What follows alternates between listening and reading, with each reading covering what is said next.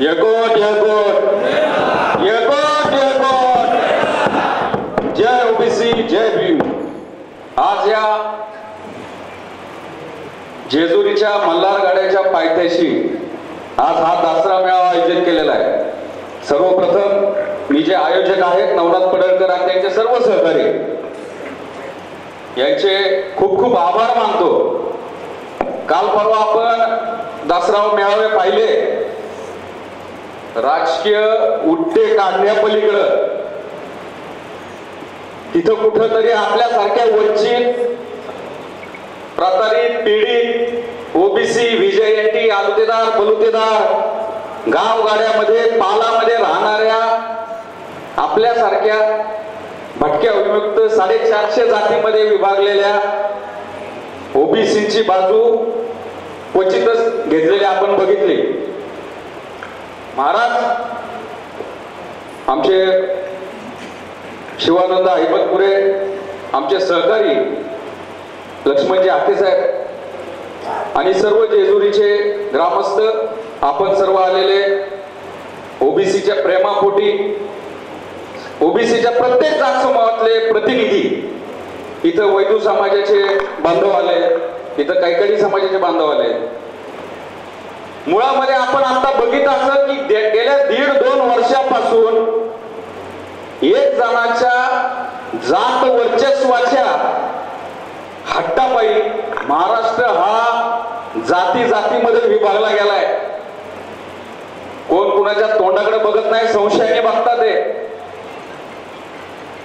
आम्हाला नावं ठेवायची, आमची लायकी काढायची आणि परत आमच्याच ताटातलं मागायचं, असा नीचपणा चालू आहे।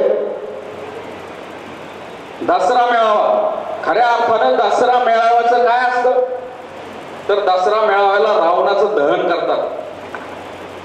ते प्रतीक आहे असत्यावर सत्याचा विजय, अन्यायावर न्यायाचा विजय। गेल्या 2-3 वर्षात त्या मराठवाड्यामध्ये असाच एक रावण निर्माण झालेला आहे, 10 तोंडी रावण। चेहरा एक आहे पण जी 10 तोंड आहे त्याच्यात 1 तोंड क्षीरसागरचं आहे, 1 तोंड पंडितचं आहे, 1 तोंड टोपेचं आहे, 1 तोंड त्या धसांचं आहे। अशा सगळ्या तोंडांची भाषा हा रावण बोलतोय। तो बजरंग, रोहित पवार, ही सगळी तोंड आहेत, फक्त त्यांची भाषा एकच तोंड बोलतोय। आणि ते काय मागणी करतोय? रावणाने सीतेचं हरण केलं होतं महाराज। हा रावण कशाचं हरण करतोय तर आम्हाला जे डॉक्टर बाबासाहेब आंबेडकरांनी संविधानिक अधिकार दिले, समानतेचे अधिकार दिले, सामाजिक न्यायाचं आरक्षण दिलंय, ते आरक्षण, ते हक्क अधिकार याचं हरण करायचं जे कारस्थान हा रावण गेल्या 1.5-2 वर्षापासून करतोय। कारण की त्या रावणाला जी शक्ती आहे, त्या रावणाला शक्ती त्याच्या समाजातल्या 170 आमदारांमुळे त्याला ती वाटते मला शक्ती आहे। त्या रावणाच्या मांडीला मांडी लावणारे जे आमदार खासदार आहेत ना, त्यामुळं त्या रावणाची एवढी हिंमत होती। त्यामुळं या लढाईमध्ये आता आपल्याला राम व्हावं लागल, कुणाला लक्ष्मण व्हावं लागल, कुणाला हनुमान व्हावं लागल। आणि हा 10 तोंडी रावण जो आपलं हक्क अधिकार, संविधानिक अधिकार, आपला निधी, आपला मान सन्मान गाडायला निघालेला आहे, त्याला गाडावं लागेल। काय चालू आहे? तुम्ही आमचं खाल्लं, तुम्ही आमचं खाल्लं, तुम्ही आमचं खाल्लं। अरे तुम्ही आम्हाला खाऊन देणार नव्हता म्हणून त्या आमच्या बापांनी डॉक्टर बाबासाहेब आंबेडकरांनी आम्हाला वेगळं ताट दिलं होतं आरक्षणाच्या रूपातनं। तुमच्याकडे सगळे ना, आज गाववाड्यात ग्रामपंचायत, पंचायत समिती, जिल्हा परिषद, नगरपालिका, महानगरपालिका कुणाच्या, दूध डेऱ्या कुणाच्या, सूत गिरण्या कुणाच्या, सहकारी बँका कुणाच्या। आता प्रस्तावित करताना आमच्या एका बंधूंनी सांगितलं की पहिल्यांदा हे जे देवस्थान आहे, या देवस्थानामध्ये आम्हाला प्रतिनिधित्व होतं। ही जी सगळी देवस्थानं, आपण वीरचं देवस्थानचं एक प्रकरण झालं, ही सगळी देवस्थानं ही बहुजनांची आहेत, आमची प्रतीक आहेत ती. आता ह्या महाराष्ट्रातल्या सगळ्या देवस्थानाच्या विश्वस्त मोड्या काढाव्या महाराज. अहो तुम्हाला आमचं जमिनी पुरल्या नाही. रामोशी वतनची जागा ह्यांनीच हडपायची, महार वतनाची जागा ह्यांनीच हडपायची, देशमुख वतनाची जागा ह्यांनीच विकत घ्यायची, गुरुवांच्या जागा ह्यांनीच घ्यायच्या, ग्रामपंचायती यांच्याकडेच, आमदार हेच, खासदार हेच, मुख्यमंत्री हेच.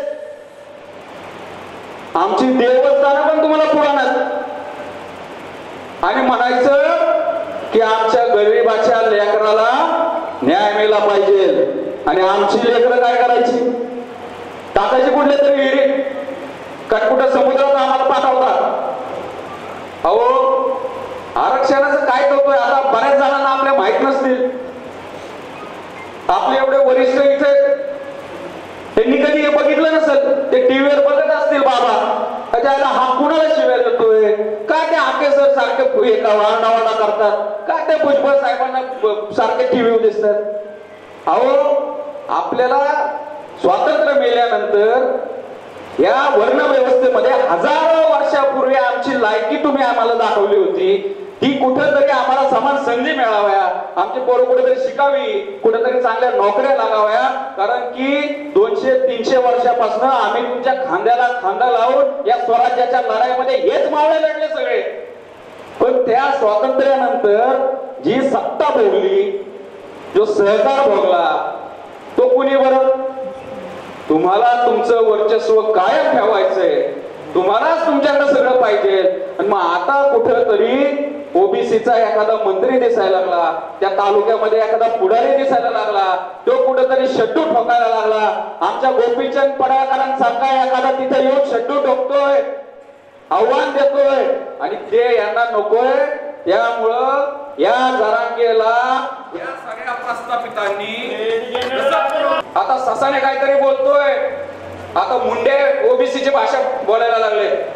का आम्ही कधी तुम्हाला विरोध केला होता? आम्ही म्हणलं तुम्हाला की तुम्ही आमदार आहेत, आम्ही तुम्हाला नाही मत देणार, आमचा माणूस पाहिजे.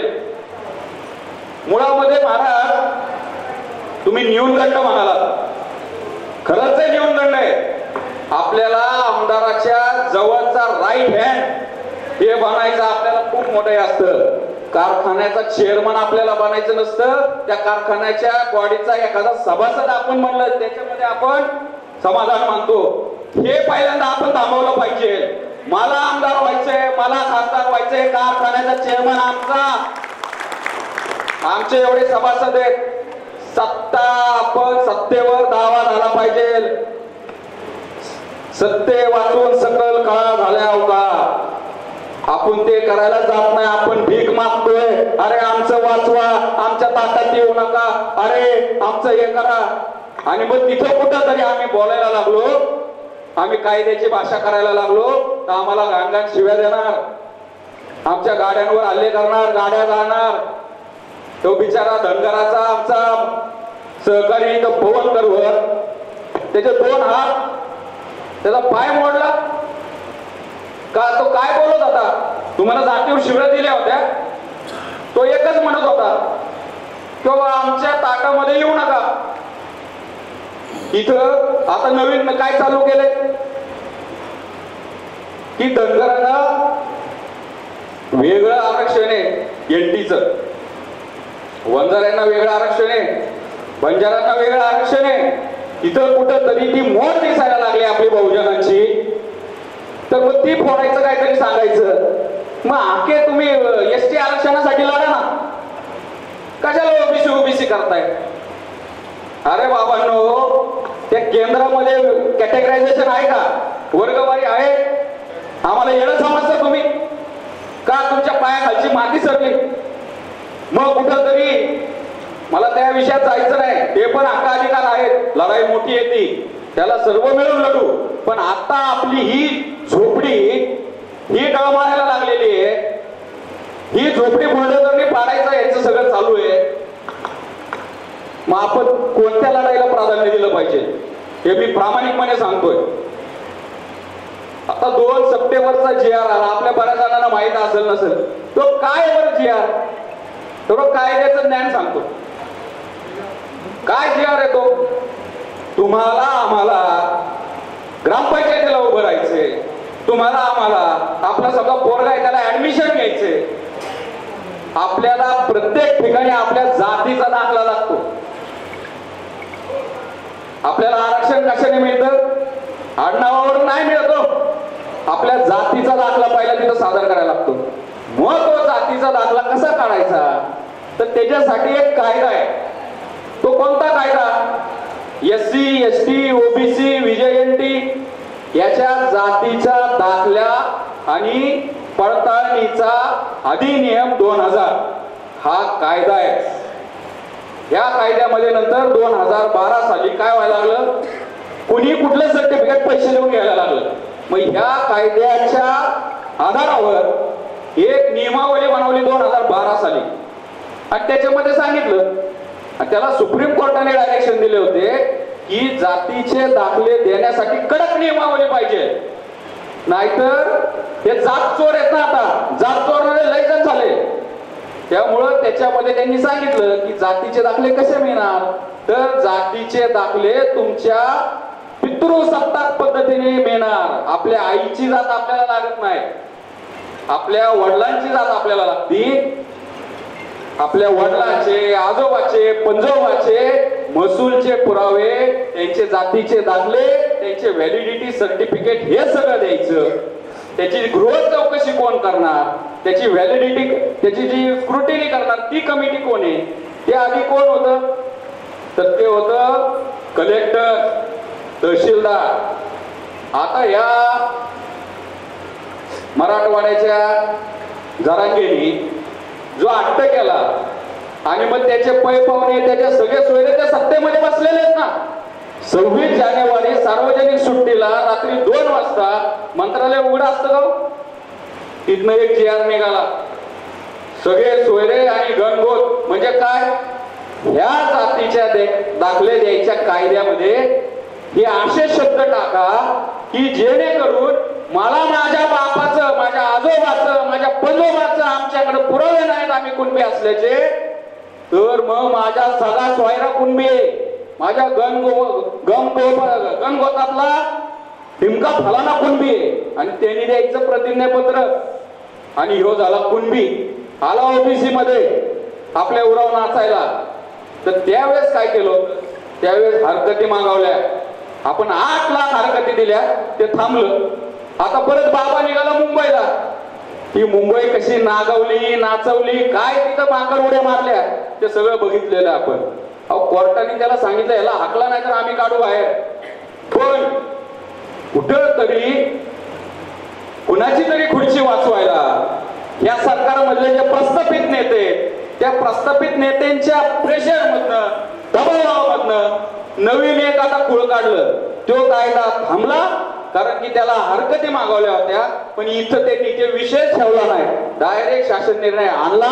तो कशामध्ये आणला, तर जातीचे दाखल्या देण्याचा जो कायदा आहे त्या कायद्यामध्ये त्यांनी असं आता नियोजन केलंय की जर मी 1967 पूर्वी या गावामध्ये आमचे आजे पंजे राहायला होते पण त्याच्या माझ्याकडे पुरावे नाहीयेत, तर मी फक्त एक प्रतिज्ञापत्र द्यायचं.